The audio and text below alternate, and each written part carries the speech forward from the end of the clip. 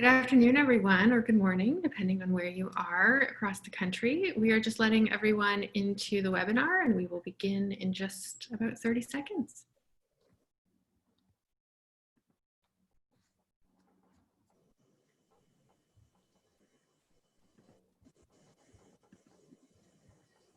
Bonjour Okay. tout le monde. Un petit mot rapide sur l'interprétation en simultané. Nous sommes en train juste de configurer la technologie, ça ne devrait pas être trop long.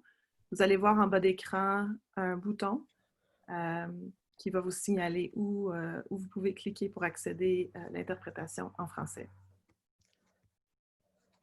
Thank you, Jen. So again, good morning or good afternoon, depending on where you are across Canada. I'd like to begin by acknowledging that today I am in Ottawa, and I am on the traditional unceded territory of the Algonquin Anishinaabe people. One of the things that I have learned over the last few years at working with CFC is that the act of a land acknowledgement is about giving those who are gathered, giving the participants of a conversation an opportunity to pause and to reflect prior to the conversation or to the gathering beginning.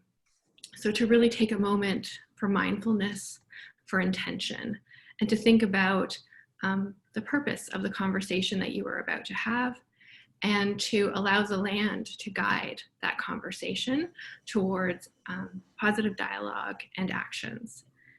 And so today, as we gather here to talk about the Emergency Community Support Fund, and in particular, the experience of the Black community, we wanted to take a moment to pause, not only to acknowledge the land that we are gathered on, wherever you happen to be in the country, but also to reflect on the events of the world from the last 2 weeks, in particular for the leaders of the community that we are speaking to in this moment. We want to acknowledge that there has been tremendous turmoil in the world, that there are those who are living with trauma and grief and fear currently. We are standing and we are watching and we are responding to the heartbreaking events, to the deaths of George Floyd, of Regis Kraczynski-Paquette, and all who have died because of the systemic racism that exists across our country, across other countries, and communities all over the world. So we want to take a moment to pause and just sit in silence together to acknowledge what is happening and to offer our support to those who are feeling this trauma even more so.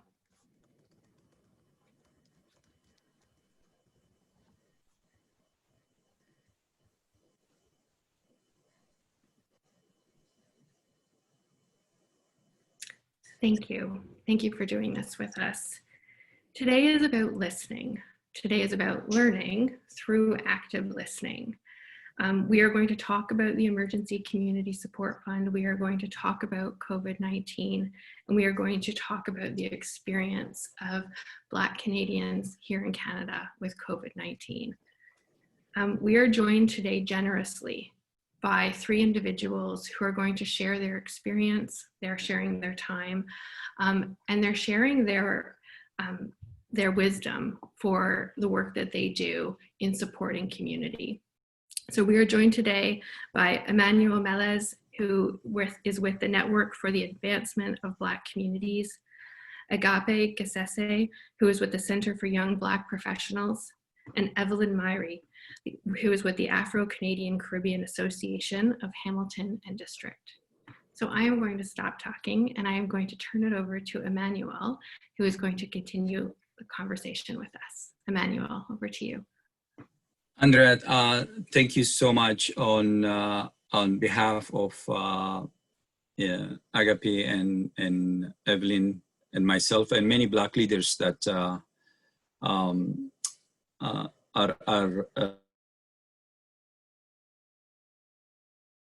reflected in our thoughts across the country today.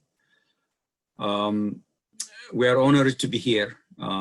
It's a difficult 2 weeks, and I think we thank you and thank your colleagues in terms of carving out time to be in pause and reflection with all of us. I think the moments that we're all experiencing at the moment are grave and difficult because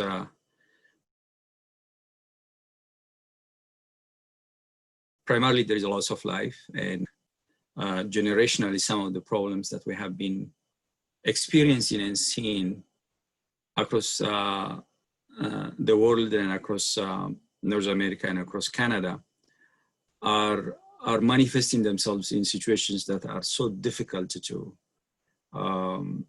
comprehend, so difficult to really sit with, partly because they are traumatic.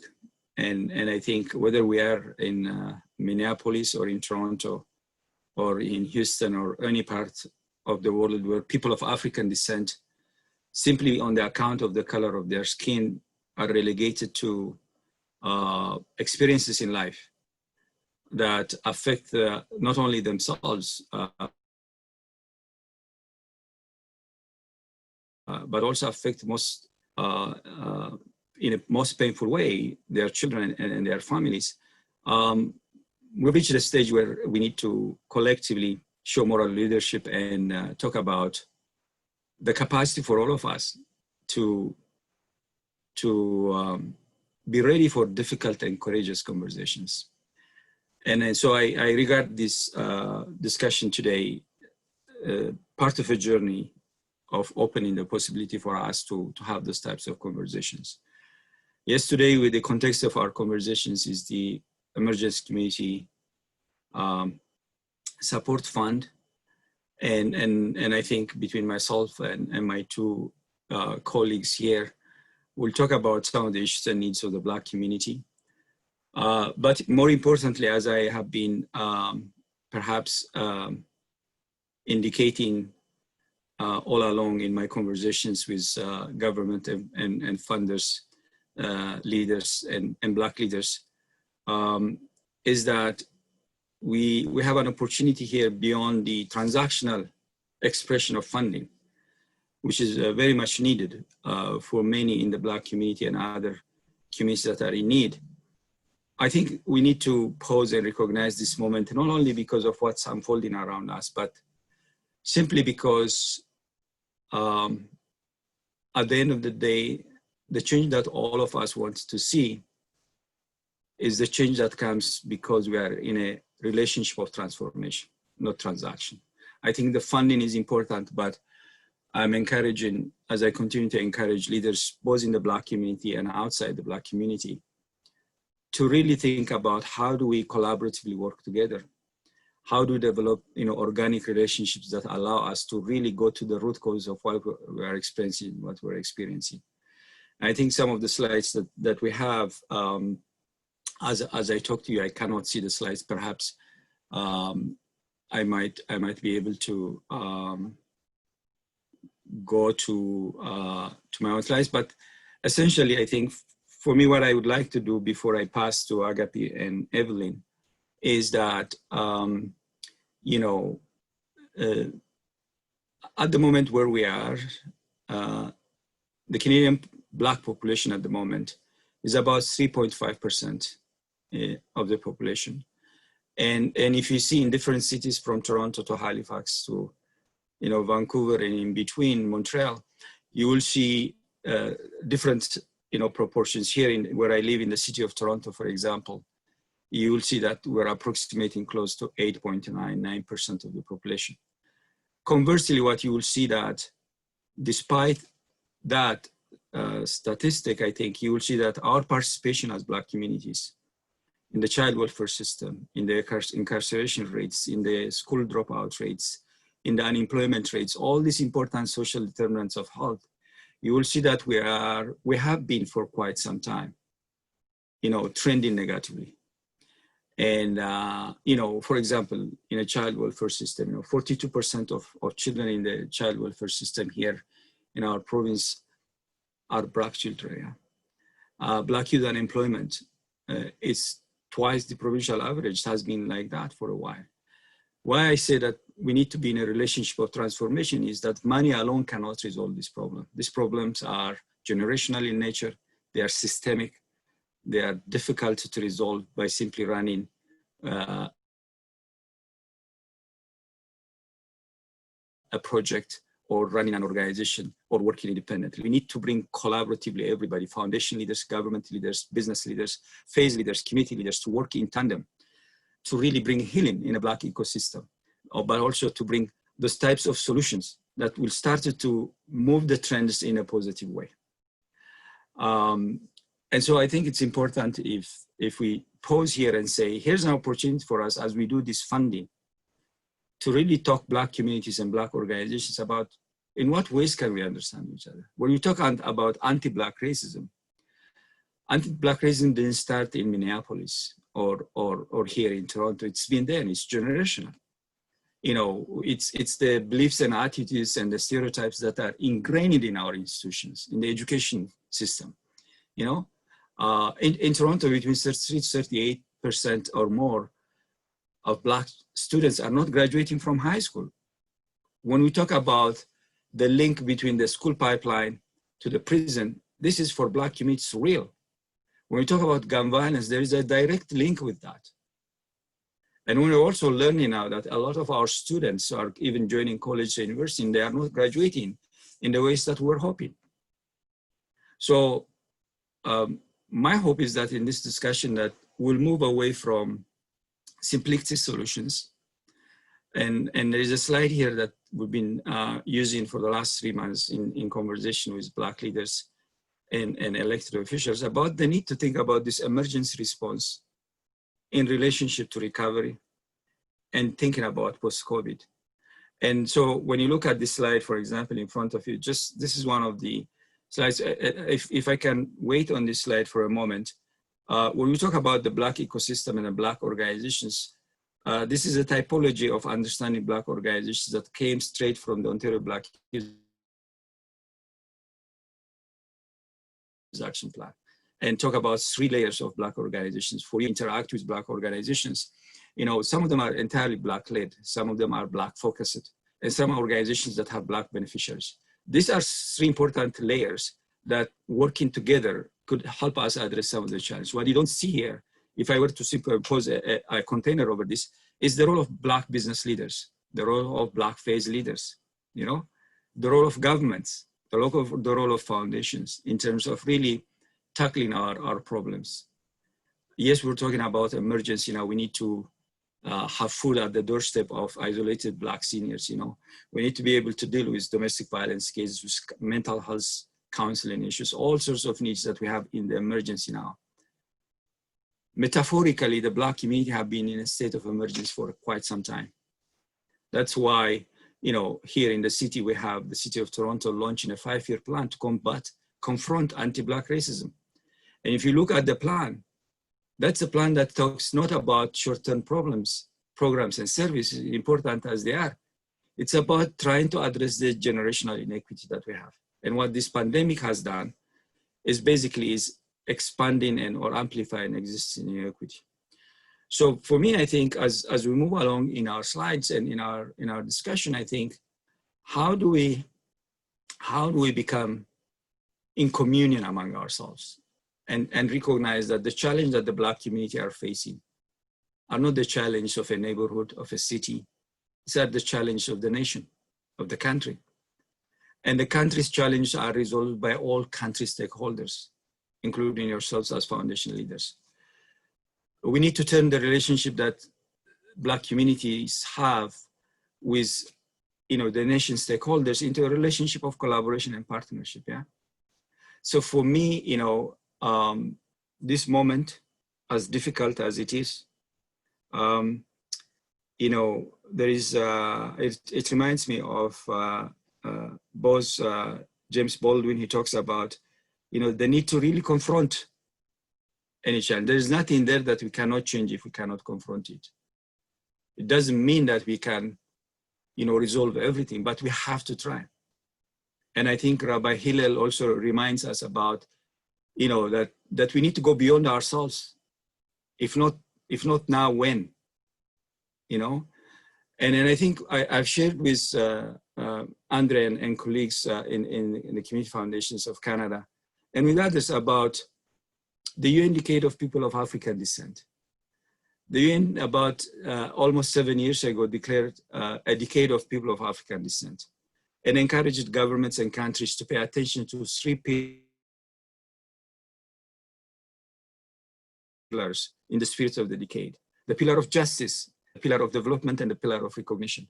Maybe in a transformational sense, this could be an opportunity for us as a call of leadership to consider working together with Black leaders, governments, Black business leaders, faith leaders, about the need to really look at recovery and post-COVID in a way that we can start an initiative potentially that will allow us to actually have organic relationship. Justice is at the core of the UN Decade of People of African Descent. There are 3 years left in the decade. The government of Canada, the government of Ontario here in this province, the city of Toronto have acknowledged the decade. And you might have heard about an announcement that the federal government did in 2019 about the $25 million in capacity building dollars. These were not COVID related, they are exclusively around capacity building that were announced last year, first in 2008, but formally announced in 2009, and now they are announced.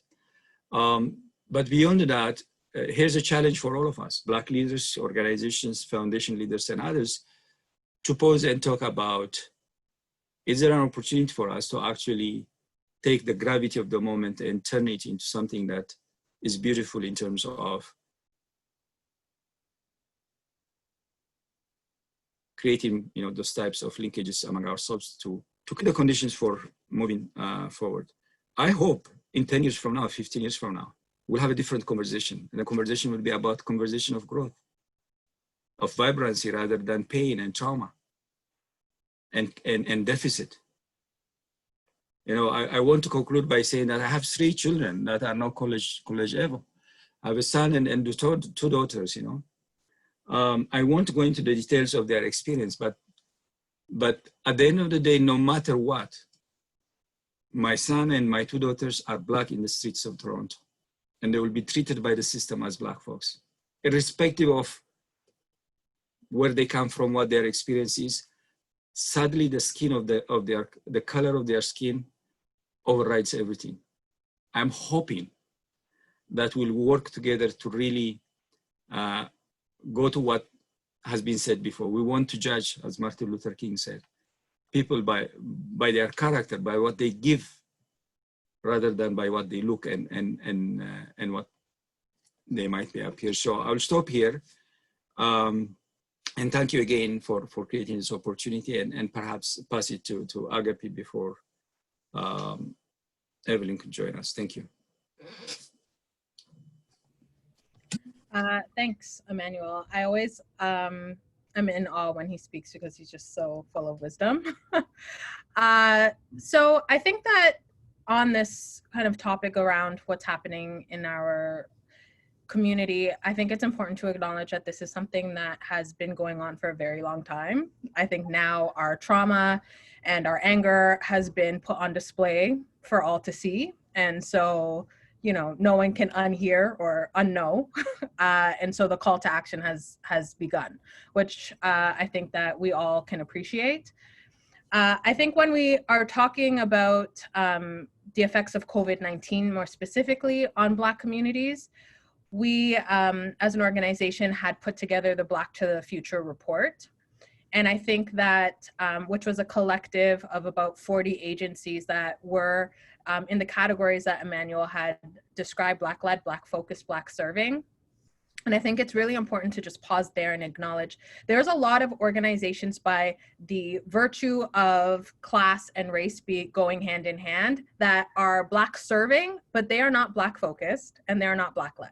And I think that's very important to acknowledge. The work that we do at C, a lot of it is around training Black serving organizations that do not come from a Black lens and a culturally specific lens on how to serve Black youth properly and how to engage them in a real way that will have long sustainable change. And I think that when it comes to foundations, in my experience, as a leader of a social service agency, we train young people who are furthest from the labor market, and our mission is very clear and simple. We want to be able to create a society and an economy where Black youth can thrive financially and also have a good quality of life, just like any other Canadian would, and that they would be able to contribute to the advancement of Canada. And so it sounds like a very simple mission, but it's actually extremely hard. And I often find it very hard to articulate to people. We do a very person-centered approach. So the young person, who they are, we acknowledge no matter who you are in this country. You could have a very high income, much to what Amanuel had suggested. My parents could be millionaires. The reality is, when I walk down the street, I'm also East African. My parents are both from Ethiopia, and I acknowledge that. But when I'm walking down the street, someone is not like, oh, look at that East African girl whose parents have a lot of money. They don't, but I'm simply using that to say that anti-Black racism, regardless of your class, regardless of where you stand in society, it is going to affect you. People are going to treat you in a particular way if they have this notion or have an ounce of voluntary or involuntary anti-Black racism in their mindset. And I think it's important to also acknowledge that when we are going out to have conversations with foundations and non-governmental agencies, I would say, government, it's easy to hold them accountable because they have a duty to serve us and we are paying taxes, and therefore you can hold them to a higher, you can hold them accountable to what they fund and what they don't fund. I find that it's very challenging when we're dealing with foundations, because a lot of them have no connection to community, especially our community. They also are not understanding of the issues that our communities are facing and what organizations are facing. I think, much to what Amanuel had said, this is generational. This didn't just show up and it just didn't stop and take a hold at the south border. Anti-Black racism is very clear in all of that we do. And I think that when we think about the history of instances where money could be thrown, I don't think that it's about money. It's not about give more money to Black 3B, we call them 3B, Black focused, Black serving, Black led. We're not saying give more money to 3B organizations and the problem will be solved. It's not about that. The reality is, we've seen that in history and the abolishment of slavery. Okay, you're free. Okay, where do we go? What do we eat? How do we make money? Like, the system had designed for Black people to then have to still work for the people who own them for however many years and just work for low wages and be able to only make enough to feed their families. This is something that we have seen in history time and time again. Here's some money, but there's no understanding of the issues. There's no mentorship. There's no acknowledgement that these Black communities do not have the tools to be able to have a level playing ground. And I think when we're thinking about building relationships, I think that we need to think about what are outside of, okay, yes, there's money that needs to be had, but how are we understanding in an intimate way what the issues of agencies are, and also these communities. And I want to use an example because we are funded by a foundation that I think does this extremely well. So the Myrie Foundation, they are one of our funders, and they provide us with unrestricted funds. Myrie Foundation is the one funder that I think has allowed us to be able to do our work in a very intentional way. And this is why. We are constantly, just like every other organization, trying to find ways for us to fit into the box of the funding mold. And what they've done is said, what outside of that do you need money for? And at C, we do something called a person-centered approach, which most Black-led, Black-serving agencies do. We acknowledge that the sheer reality of you being a Black person in this country, you are coming with a level of trauma through our doors. That can be compounded by many other factors, but at the baseline, you're dealing with some level of trauma. So our job is to look at that young person as they are and look at exactly what those barriers are and try and knock them down one by one. And for us in the midst of this pandemic, people didn't understand that work to begin with because it doesn't fit in a box. There's not how much money it costs per person, because an individual is going to come with a whole lot of bags. And at C, we say, bring all of your bags, bring all your luggage. It doesn't even need to be like folded nicely. Bring it all, drop it at our doorstep, and then we'll try and make sense of it for you. We'll throw out what doesn't need to be used, and then we'll take some of the old vintage stuff that you have, some of your old trauma. Maybe you have skills that maybe you sold drugs in the past. Those are transferable skills. You know how to do math. You know how to build relationship. Like, let's take whatever it is that you have had in your past and try and reorganize it. And that work means one person might cost us $10,000. One person might cost us $50,000. We don't know. It's about whatever barriers that society has created. And so I think that the reason why I use that example is, you know, we have something called the Hardship Fund. Myrie Foundation has been open to say, okay, name what those things are. Tell us about what that is so that we can be able to help you address that. And not only just that, it's not about the exchange of money and the unrestricted funds. It's also, we've built a relationship with this funder to also say, like, our staff actually need system navigation training. You know, myself, I'm a graduate of their policy school, and any other types of training that my staff have needed, I've been able to go to them and share the vulnerability in our organization and say, this area is not very strong and we need to strengthen it. Or we have this idea, we've gone to them with social enterprise ideas, etc. And the resources in order to wrap our minds around that have been provided to us. So it's not necessarily only about an exchange of money. It's about wanting to understand, wanting to have a conversation about how the organization can be strengthened. Because if we have a bunch of money and we don't know what to do with it, we don't know what it is that we need, we don't know how to tell the story, whatever that might be, then the money's useless, right? There has to be some type of mentorship. And to be honest, writing the Black to the Future report with this request, very few foundations responded. Only the major, you know, the city and the province are the only ones who really said, okay, what can we do with this? And so I say that simply to say that it has to be an organic desire to get to know communities and solve the problems in them. And I think that also takes taking a hard look at who's on the board and who is making these decisions, because if you don't know what you don't know. And I think there's a very false perception that, you know, Indigenous and Black communities definitely have been deemed to have very unique barriers. And I think that a lot of the time it's very obvious, Indigenous communities, their land has been stolen. It's very, very clear. It's very clean cut. But I think that there's a perception with Black communities that we need to pull ourselves up by our bootstraps, and that we have created this is a problem that we've created for ourselves.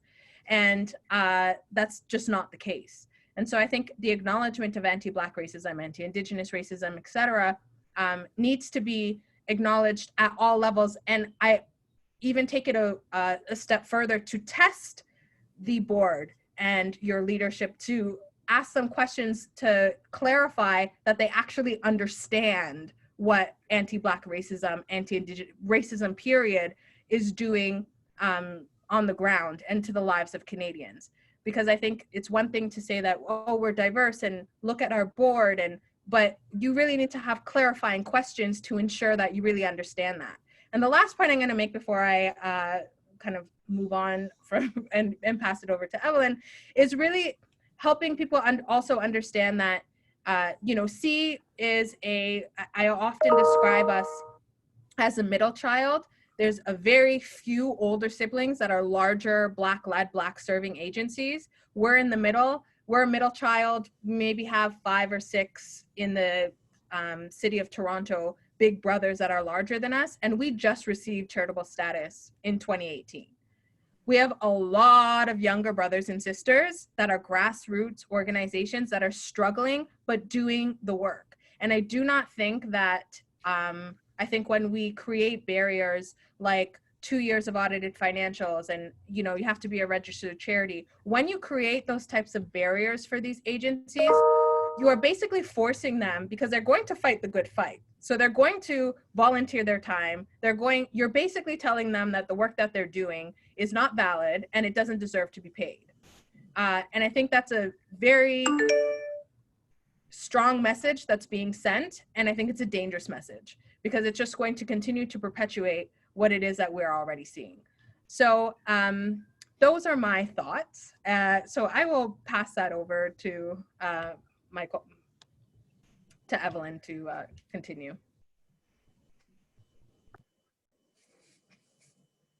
Sorry, Evelynl, I think you're muted. Thank you. Thank you. Thank you so much for inviting me to be a part of this important conversation. My brother, Amanuel and Agapi already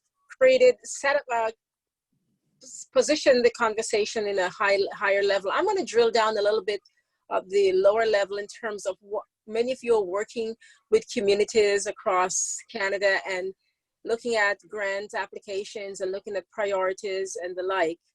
So I just wanted to just drill down a little bit on some of the issues that we're facing, given the context that has been shared already. I won't go into the impact of racism. We have discussed that at length, and it's very important to do so. But as we, our organization here in Hamilton, we work in this region, looking at issues facing the Black community. We were founded because of social exclusion. And the result of that, the Afro-Canadian Caribbean Association, a group of immigrants founded this organization 40 years ago because they felt, as they said, when they came to Canada, like a fish out of water, and they felt they had nowhere to go. So we had to create a space for us to start to develop community best practice. How do we help build our own communities? And we are a charitable organization, and we acknowledge that the organizations like CFCs across or foundations and their structures sometimes do not allow for communities to really participate as equitably in providing services because of lack of funding. So we have formed a body here where we have a coalition of groups in Hamilton and this region promoting the idea of being a trustee to many organizations, acknowledging the structural challenges that Agapi spoke about, moving forward around this issue of COVID, and making sure that our communities that have been mutual aid for many years, so many of them who are not in the pipeline of funding, receive support to continue the work that they're doing, or to amplify the work they're doing, especially at this time when our population is very vulnerable, more so than ever. So the concerns that we're having on the ground as funders need to be mindful of, is the whole issue that COVID is here, and we have some funding that the government that you're managing, some of you are managing, and some people are excluded, such as undocumented residents who are having a very difficult time. How do we create innovative ways to address those issues, to listen to those issues when those applications come in on your desk? How do you make sure that, yes, these are serious issues in our community? Some of our communities are I can't remember the name right now, sanctuary cities, sorry. And we do not ask questions around documentation. But it's important to be mindful of some of these issues that you may not get from mainstream organizations listening, work with communities like ours. So that's a big issue for us. The whole notion of housing is becoming more and more a problem for everyone, but in particular because of racialization of poverty. Many Black Canadians are experiencing significant economic hardship around housing in particular. Another group that's impacted that you need to be mindful of is our international students who are in a limbo, quite frankly. They can't go back home and they have no place. The schools have put them out and they have no place to stay here in Canada. So they're living on, some people have taken them in. I know individuals and families who have taken people in from across the world, Black students in particular from Nigeria and very many African nations and the Caribbean who are in limbo and do not receive any kind of support. So organizations, the Black community, are doing their best to support them. And we want you to acknowledge that when we submit our proposals to address this crisis of COVID and its impact on the Black community. Having that lens, that equity lens, that lens that takes you outside of the normal box to say, what are these issues and how do we give voice to them by providing support for these concerns. We also have other issues that we're dealing with around seniors. A huge issue around the Black community is the issue of seniors isolation. We know isolation has been a huge problem for a long time. With COVID, it's been tripled. People are living home and they have no access to technology, the seniors, and they're isolated and they want some culture. For example, working across Canada, and my colleagues tell me about people in the Somali community, for example, the seniors who do not understand that their grandchildren cannot visit them. And some of them, you know, have a very difficult time with that. So we need to be mindful of providing supports to seniors or isolated, providing much more robust support to the Black community to address those issues, because we are on the ground working with those communities. And homeschooling is another issue because, as you know, many immigrants newcomers in particular, do not speak the language of English in this part of Ontario. And they have a difficult time providing support to their children who have a lot of work to be done, you know, using their online resource. These parents are not able to provide support. So we are looking at a system navigator in our community to help these parents, to help to advocate for them so that they can get access to technology in the home and other supports that they might need. So these are some of the issues. I know we have running, I know it's a half an hour webinar, so I don't want to go much further. But, you know, from the historical histories and how it's manifested itself on the ground, I just wanted to share some of those with you in the context of a COVID crisis. We, again, have been in crisis mode for a long time. This has just been exacerbated. This COVID crisis has exacerbated the challenges that we're facing in our community. And I look forward to, you know, working with our foundation locally. But, you know, one of the big takeaway I think I'd like to share with you is the fact that some foundations do have a very robust policy around equity and inclusion, but it's not in a systemic way. And that's, if, you know, leaving this conversation, that is something I'd like to encourage you to do more of. In some communities, very robust, other communities, it's haphazard. How do you as an organization ensure that the services you're providing, the funding you're providing from coast to coast to coast, in fact, meeting the needs of the most marginalized, and certainly embed an equity and inclusion and anti-Black racism lens in your work. So that's what I'd like to leave on the table. Thank you for that, Evelynl, and thank you to all of our presenters slash sharers today. I've been taking some notes, and there's a few pieces that I'm going to keep thinking about a little bit more in terms of the way in which we work here at CFC, but also in terms of where we might be able to modify some of the work that we've been doing. So I just want to highlight the 5 things that each of you shared, many pieces of information and experience, but these were the 5 that just really resonated with me. So one, all of you mentioned building relationships, not just making transactions. Part of that building relationships includes Agapi. You spoke to this very eloquently, the 3B organizations. So Black-led, Black-focused, and Black-serving. These are great questions that we can ask as we are moving through the processes that we are part of. The third piece is about the barriers and structural challenges to funding and to the funding system. So whether that be the examples you gave, Agapi, around 2 years of audited financial statements when you haven't been operating for 2 years, whether it's the registered charity status versus the purpose of the work that you're doing. Another point Evelynl, you brought up was the barriers to the COVID-19 supports. And I think you were talking inclusively about the supports that have been implemented through government, both federally and provincially, recognizing that there are many individuals who will not benefit from those supports, such as undocumented workers, such as international students. And so as we're thinking about the organizations that we're supporting through the Emergency Community Support Fund, there's an opportunity there for us to think about the organizations within our communities that are supporting individuals that are falling through the system in response to COVID-19. And the last piece is a really wonderful challenge, Evelynl, that you brought forward, and I think underscores the comments of all today, and that is about the practices of equity and inclusion that we put into the work that we do, and the robustness of those, or the opportunities to improve those. So we will continue to sit with those and think about how, not only for the work that we're doing connected to COVID-19, but for the broader work of community foundations, the opportunity to do that.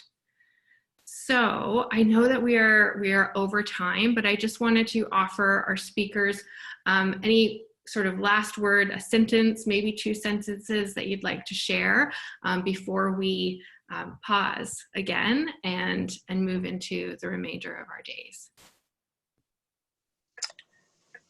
I would just like to say, today is Blackout Day for our community. We have decided collectively across the globe to I'm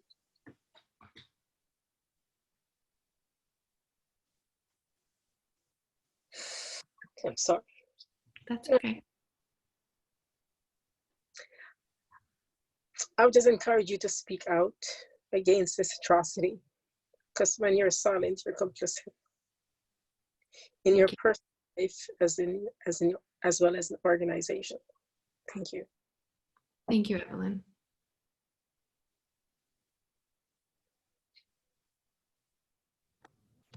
I think that this is much to what Evelynl had said. I think that we saw that it was important to have this conversation today. And I hope that,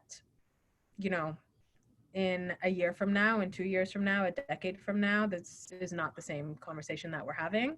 And I just want to thank you for having the conversation, because it's an important one. And I hope that this is an opportunity to move forward in the right direction.